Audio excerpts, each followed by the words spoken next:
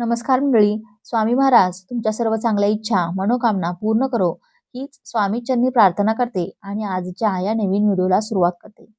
आपली जी कुलदेवी आहे, आपली कुलस्वामिनी, जी आपलं कुलदैवत आहे, तर आपल्या कुलदेवीला आपल्याला 11 मंगळवार काही अतिशय महत्त्वाच्या अशा 2 वस्तू आपल्याला कुलस्वामिनीला अर्पण करायच्या आहेत. आपल्या प्रत्येक घराण्याची एक कुलदेवी असते. कुलदेवी आपल्या कुळाचा उद्धार करणारी असून वंशवृद्धी करणारी असल्याने प्रत्येकाने रोज आपल्या कुलदेवीचा देवघरामध्ये टाक असेल, मूर्ती असेल, फोटो असेल, तर त्या फोटोची किंवा टाकाची नित्यनेमाने पूजा करावी. त्यांनी ती आपल्या परिवारावरती, आपल्या कुटुंबावरती खुश राहून आपले व आपल्या परिवाराचे रक्षण करते. आपल्यावरती व आपल्या परिवारावरती येणारे संकट, विघ्ने व आपत्ती दूर करते. त्या कुलदेवीच्या नित्य सेवेने सर्व प्रकारची सुखसंपत्ती मिळते, आयुष्यात देखील वृद्धी होते. पण जर तुमच्या हातून आता कुलदेवीची सेवा घडत नसेल, तर अनेक अडीअडचणींचा, समस्यांचा सामना देखील तुम्हाला करावा लागू शकतो. बऱ्याच जणांना तर त्यांची कुलदेवी सुद्धा माहिती नसते. त्यामुळे ह्या अडचणी त्यांच्या आयुष्यामध्ये येत असतात. आणि बऱ्याच जणांच्या बाबतीत सांगायचं म्हटलं तर त्यांच्या देवाऱ्यात कुलदेवीचा फोटो असतो, मूर्ती असते किंवा देवीचा टाक असतो, पण त्यांची सेवा त्यांच्या हातून घडत नाही. बऱ्याचदा खूप कष्ट, मेहनत करूनही कोणत्याही कामामध्ये यश मिळत नाही किंवा नोकरीमध्ये असो, व्यवसायामध्ये असो यश मिळत नाही. तुमच्या घरामध्ये असलेल्या मुलामुलींचे योग्य वय उलटून गेले तरी देखील विवाहाचे योग जुळून येत नाही, लग्न ठरत नाही. आणि तुमच्या लग्नाला खूप वर्ष झाल्यानंतरही तुम्हाला संतान प्राप्ती होत नसेल. यासोबतच मुलांच्या करिअरबद्दल काही समस्या असतील, तुमच्या कुटुंबामध्ये सतत वादविवाद, मतभेद असतील, भांडण असतील, तर याचाच अर्थ आपल्या कुलदेवीचा कृपा आशीर्वाद आपल्या घरावरती, कुटुंबावरती नाही.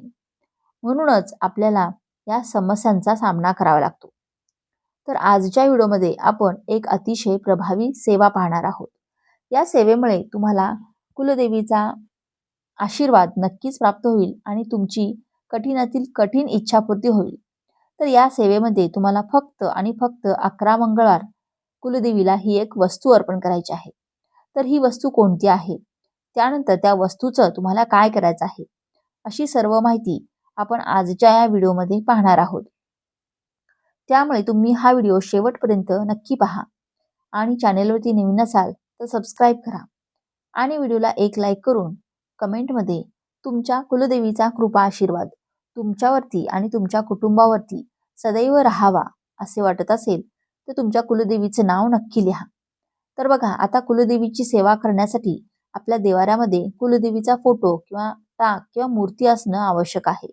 तो नसेल तर तुम्हाला तो आणून आपल्या देवघरामध्ये स्थापन करायचा आहे. कुलदेवी माहिती नसेल तर ती तुमच्या वरिष्ठ मंडळींकडून तुम्हाला माहिती करून घ्यायची आहे आणि त्यानंतर तुम्हाला कुलदेवीच्या सेवेला सुरुवात करायची आहे. पण तुमच्या घरच्यांना देखील आता माहिती नसेल की आपली कुलदेवी कोणती आहे, आपलं कुलदैवत काय आहे, याविषयीची काही जर माहिती नसेल तर त्यांनी कोणत्याही देवीची उपासना करायची आहे किंवा 99 मंत्राचा रोज 108 वेळा आपल्याला जप करायचा आहे.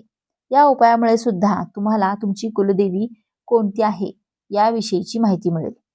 तुम्हाला स्वप्नामध्ये एखादा दृष्टांत मिळेल किंवा तुम्हाला एखादं स्वप्न पडेल.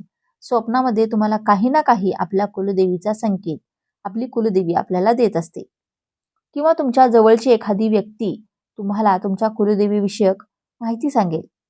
असा अनेक भाविक भक्तांचा अनुभव आहे. आपल्या घराण्याची जी ही कुलदेवी असते तिची सेवा आपण करतो त्यावेळेस आपल्या मुलामुलींचे शिक्षण, करिअर, वर्तन योग्य प्रकारे होऊन त्यांचा विवाह योग्य उत्तमरित्या घडवून आणण्याचे कार्य आपली कुलदेवी करत असते. यासोबतच परिवाराचे आरोग्य उत्तम ठेवून बाहेरील बाधा, करणी, नजरदोष, नजरबाधा यापासून आपल्या कुटुंबाचं संरक्षण करते आणि सगळ्यात महत्त्वाचं म्हणजे आपली सर्व प्रकारे उन्नती करून आर्थिक बाजू भक्कम करते. त्यामुळे ज्यांना आपली कुलदेवी माहिती आहे त्यांनी निदान कमीत कमी वर्षातून एकदा तरी आपल्या कुलदेवीच्या मूळ स्थानी जाऊन कुलदेवीच्या दर्शनाला जावं. कुलदेवीची ओटी भरावी, तिचा मान सन्मान करावा, नाक घासणी करून क्षमा प्रार्थना करावी आणि सर्वांच्या सुखाची विनंती करून घरी परत यावं. तिथून आल्यावरती घरात रोज तिची पोथी, पारायण, स्तुती, मंत्रजप, दोन्ही वेळा आरती ती कायम आपल्या कुटुंबावर केल्याने कायम आपल्या कुटुंबावरती प्रसन्न राहते. तर पहा, ही जी सेवा किंवा उपासना, आराधना आपल्याला करायची आहे, तर ती आपल्या इच्छित कार्यासाठी करायची आहे. इच्छा आता तुम्ही कोणतीही घेऊ शकता. तुमची इच्छा कोणतीही असू शकते. तर तुमच्या मुलाला मनासारखी नोकरी मिळावी किंवा मुलाचा विवाह योग्य ठिकाणी जुळून यावा. उपवर मुलगा असेल, मुलगी असेल, त्याचे विवाहाचे योग लवकर जुळून यावेत किंवा तुमच्या लग्नाला बरेच दिवस झाल्यानंतरही तुम्हाला मूल होत नसेल, संतान प्राप्ती होत नसेल, तर त्या इच्छित कार्यासाठी आणि सगळ्यात महत्त्वाचं म्हणजे आर्थिक भरभराटीसाठी देखील तुम्ही ही सेवा करू शकता. त्यानंतर पहा, ही जी सेवा आहे ती कुलदेवीच्या वाराप्रमाणे करायची असते. तर तुमची कुलदेवी ही तुळजापूरची तुळजाभवानी असेल तर तिचा वार आहे मंगळवार असतो. तर सगळ्यात आधी तर तुम्हाला तुमच्या कुलदेवीचा वार माहिती करून घ्यायचा आहे. जसं की 3.5 शक्तिपीठं आहेत, ज्यामध्ये तुळजापूरची तुळजाभवानी आहे. त्यानंतर वाणीची देवी सप्तशृंगी आहे. तुळजापूरची तुळजाभवानी आई असेल किंवा सप्तशृंगी देवी असेल किंवा माहूरची रेणुका माता देवी असेल, यांचा वार जो आहे तर तो मंगळवार आहे. आणि कोल्हापूरच्या महालक्ष्मी देवी आईचा वार आहे तो शुक्रवार आहे. तर तुमची ही जी देवी असेल कुलदेवी, तिच्या वाराप्रमाणे तुम्हाला ही सेवा करायची आहे. या 3.5 शक्तिपीठाव्यतिरिक्त तुमची दुसरी कोणती कुलदेवी असेल तर तुम्ही तिच्या वाराप्रमाणे ही सेवा सुरू करू शकता. मंगळवार आणि शुक्रवार हे 2 वार देवीचे वार असतात आणि ते मानले जातात. त्यामुळे तुमच्या देवीच्या वाराप्रमाणे 11 मंगळवार किंवा 11 शुक्रवार तुम्हाला ही सेवा सुरू करायची आहे. तर त्या दिवशी तुम्ही या ज्या सेवेला सुरुवात करणार आहात, आता पहिला मंगळवार जो आहे तर त्या दिवशी पहाटे लवकर उठायचं आहे. उठल्यानंतर घराची, अंगणाची स्वच्छता करून घ्यायची आहे. त्यानंतर अंघोळ करायची आहे आणि 11 मंगळवार किंवा 11 शुक्रवार तुम्हाला म्हणजे उंबरठ्यावरती हळदीचं लेपन करायचं आहे. त्यानंतर सगळ्यात आधी तुम्हाला देवपूजा करायची आहे. देवपूजा करून झाल्यानंतर या सेवेसाठी तुम्हाला संकल्प करायचा आहे. संकल्पामुळे आपण या सेवेशी जोडले जातो, म्हणजे बांधले जातो आणि ती सेवा आपल्याकडून करून घेतली जाते. त्यानंतर आता शुद्ध गाईच्या तुपाचा एक दिवा लावायचा आहे. कारण कोणतीही सेवा ही अग्निदेवतेच्या साक्षीने केल्याने ती भगवंतापर्यंत लवकर पोहोचते. त्यामुळे आपल्याला सर्वात प्रथम दिवा आवर्जून लावायचा आहे, धूप लावायचा आहे. आता तुपाचा दिवा लावणे शक्य नसेल तर तुम्ही तिळाच्या तेलाचा दिवा आई भगवतीसाठी लावू शकता किंवा देवघरामध्ये जो दिवा लावता आपण तो दिवा साध्या तेलाचा असेल तरी देखील चालणार आहे. कुठलीही सेवा मनापासून केली, अंतःकरणापासून केली तर ती भगवंतापर्यंत नक्कीच पोहोचते. तर तुम्ही ही सेवा करू शकता. त्यानंतर तुमच्या कुलदेवीचा फोटो असेल किंवा मूर्ती असेल, फोटो स्वच्छ तुम्हाला पुसून घ्यायचा आहे. थोडासा पाण्याचा शिडकावा देऊन पुसून घ्यायचा आहे. मूर्ती किंवा टाक असेल तर त्या टाकाला किंवा मूर्तीला एका तामणामध्ये घ्यायचा आहे आणि यावरती तुम्हाला अभिषेक हा करायचा आहे. अभिषेक करण्यासाठी तुम्ही पाण्याचा, पंचामृताचा किंवा कच्च्या दुधाचा 5-5 वेळेला पाण्याने अभिषेक करा. त्यानंतर परत आपल्याला स्वच्छ पाण्याने मूर्ती धुवून पुसून घ्यायची आहे आणि हे पाणी जे आहे तर ते तीर्थ समान आपल्याला कुटुंबातील सर्व सदस्यांनी थोडं थोडं घ्यायचं आहे, म्हणजेच प्राशन करायचं आहे.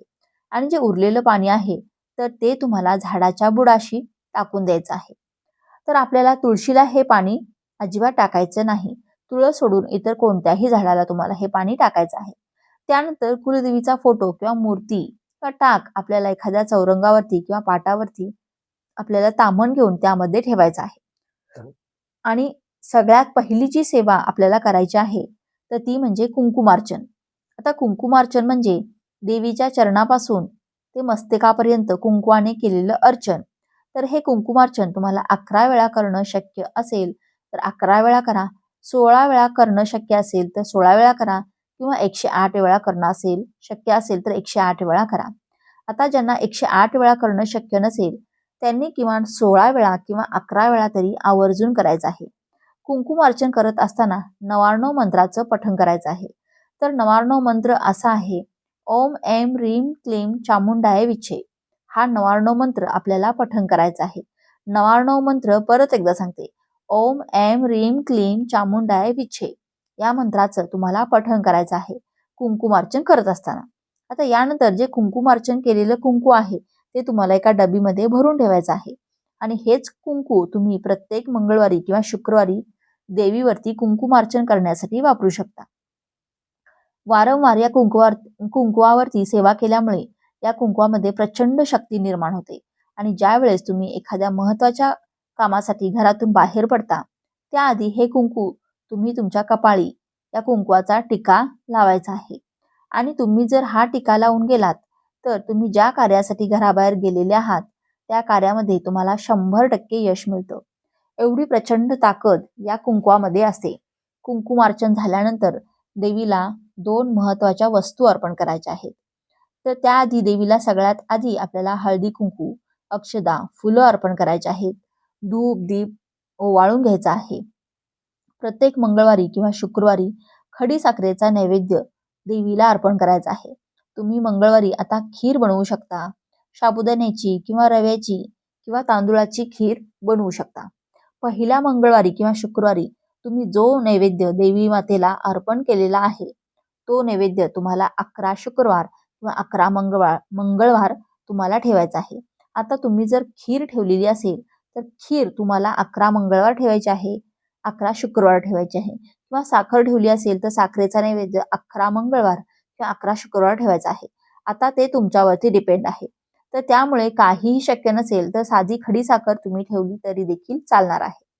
त्यानंतर देवीला एक अतिशय प्रिय असणारी वस्तू ती म्हणजे आपल्याला देवी मातेला गजरा अर्पण करायचा आहे, वेणी अर्पण करायची आहे. आता ही वेणी गजरा आता मोगऱ्याच्या फुलाचा अर्पण करू शकता आणि जी वेणी असेल तर ती वेणी शेवंतीच्या फुलाची देखील तुम्ही आई भगवतीला अर्पण करू शकता. आणि हा गजरा वेणी आपल्याला प्रत्येक मंगळवारी आई भगवतीला अर्पण करायचा आहे. आणि यानंतर सगळ्यात महत्वाची वस्तू, ही वस्तू अर्पण केल्याशिवाय तुमची सेवा पूर्ण होत नाही. ती वस्तू म्हणजे तुम्हाला एक पानाचा विडा देखील देवीला अर्पण करायचा आहे. हा पानाचा विडा तयार करण्यासाठी तुम्ही 2 जोड विड्याची खाऊची पानं घ्यायची आहेत. त्यावरती थोडासा कात, चुना लावायचा आहे, बडीशेप टाकायची आहे आणि त्यावरती थोडीशी साखर ठेवायची आहे, म्हणजे थोडीशी खडी साखर ठेवायची आहे. 2-3 केसरच्या पाकळ्या आवर्जून त्यामध्ये टाकायच्या आहेत आणि त्यावरती तुम्हाला आठवणीने एक विलायची देखील ठेवायची आहे. कारण विलायची ही माता लक्ष्मीला, आई भगवतीला प्रसन्न करण्यासाठी खूप प्रभावी मानली जाते. आता विलायचीला कोणी कोणी वेलदोडा देखील म्हणतं. तर हिरवी वेलची आपल्याला ही ठेवायची आहे आणि हा जो पानाचा विडा आहे तर तो तयार करायचा आहे. आणि सगळ्यात वरती आपल्याला एक चांगली फूल असलेली लवंग ठेवायची आहे त्या विड्यावरती. त्यानंतर आपल्याला अशा प्रकारे तुम्हाला हा पानाचा विडा देखील देवीला अर्पण करायचा आहे.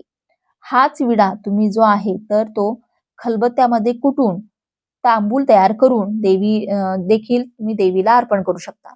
मंगळवारी ही सगळी सेवा झाल्यानंतर तुम्हाला सकाळ संध्याकाळ आई भगवतीची आरती करायची आहे. आरती करत असताना किमान एक वेळेस तरी आपल्या कुटुंबातील जेवढे व्यक्ती आहेत, आपल्या घरामध्ये जेवढे सदस्य आहेत त्यांनी आरतीला सकाळच्या नाही किंवा संध्याकाळच्या आरतीला तरी सर्वांनी आपल्या घरामध्ये हजर राहावं असं त्यांना आपण सांगावं आणि सगळ्यांनी मिळून मिसळून ही आरती आवर्जून करावी. इतर वेळेस घरातील कर्त्या पुरुषाने किंवा कर्त्या स्त्रीने आरती केली तरी देखील चालेल. त्यानंतर देवीकडे क्षमा याचना करावी. माझ्याकडून नित्यसेवा तुझी घडली नाही, पण इथून पुढे मी तुझी सेवा करेल. माझ्या कुटुंबावरती तुझा आशीर्वाद, कृपाछत्र असंच कायम राहू दे. माझ्या चुका तू पदरात घे आणि माझ्या इच्छा, आकांक्षा, मनोकामना पूर्ण कर. अशी प्रार्थना देवी आई भगवतीकडे करायची आहे.